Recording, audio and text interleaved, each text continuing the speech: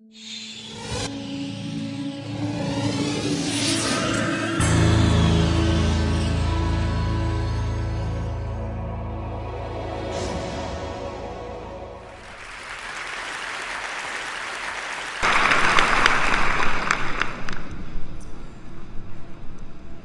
the 1980s, in the communist Eastern Germany, if you owned a typewriter, you had to register it with the government. You had to register a sample sheet of text out of the typewriter, and this was done so the government could track where text was coming from. If they found a paper which had wrong kinds of thoughts, they could track down who created that thought. And we in the West couldn't understand how anybody would do this, how much this would restrict freedom of speech. We would never do that in our own countries. But today, in 2011, if you go and buy a color laser printer from any major laser printer manufacturer and print a page, that page will end up having slight yellow dots printed on every single page in a pattern which makes the page unique to you and to your printer. This is happening to us today.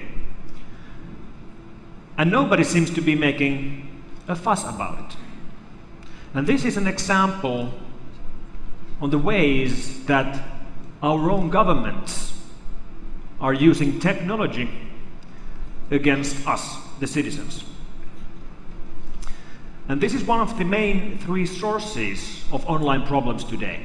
If we look at what's really happening in the online world, we can group the attacks based on the attackers. We have three main groups. We have online criminals, like here we have Mr. Dmitry Golubov from the city of Kyiv in Ukraine. And the motives of online criminals are very easy to understand. These guys make money. They use online attacks to make lots of money, and lots of it. We actually have several cases of millionaires online, multi-millionaires who made money with their attacks. Here's Vladimir Chachin from Tartu in Estonia. This is Alfred Gonzalez. This is Stephen Watt. This is Björn Sundin, this is Matthew Anderson, Tariq Al-Daour, and so on and so on. These guys make their fortunes online, but they make it through the illegal means of using things like banking trojans to steal money from our bank accounts while we do online banking, or with keyloggers to collect our credit card information while we are doing online shopping from an infected computer. The US Secret Service 2 months ago froze the Swiss bank account of Mr. Sam Jain right here, and that bank account had $14.9 million on it when it was frozen. Mr. Jain himself is on the loose, nobody knows where he is. And I claim it's already today that it's more likely for any of us to become a victim of a crime online than here in the real world. And it's very obvious that this is only going to get worse. In the future, majority of crime will be happening online. The second major group of attackers that we are watching today are not motivated by money. They're motivated by something else. Motivated by protest, motivated by an opinion, motivated by the laughs. Groups like Anonymous have risen up over the last 12 months and have become a major player in the field of online attacks.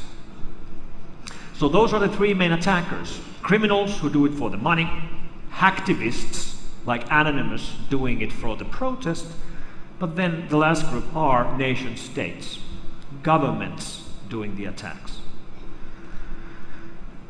And then we look at cases like what happened in DigiNotar. This is a prime example of what happens when governments attacks against their own citizens. DigiNotar is a certificate authority from the Netherlands, or actually it was. It was run into bankruptcy last fall because they were hacked into. Somebody broke into and they hacked it thoroughly. And I asked last week in a meeting with Dutch government representatives, I asked one of the leaders of the team whether he found plausible that people died because of the DigiNotar hack. And his answer was yes. So how do people die as a result of a hack like this? Well, DigiNotar is a CA. They sell certificates. What do you do with certificates? Well, you need a certificate if you have a website that has HTTPS, SSL encrypted services. Services like Gmail. Now we all, or a big part of us, uses Gmail or one of their competitors, but these services are especially popular in totalitarian states, like Iran, where dissidents use foreign services like Gmail because they know they are more trustworthy than the local services, and they are encrypted over SSL connections, so the local government can't snoop on their discussions. Except they can if they hack into a foreign CA and issue rogue certificates. And this is exactly what happened with the case of DigiNotar. What about Arab Spring and things that have been happening, for example, in Egypt? Well, in Egypt, the rioters looted the headquarters of the Egypt Secret Police in April 2011. And when they were looting the building, they found lots of papers. Among those papers, this binder titled Finfisher.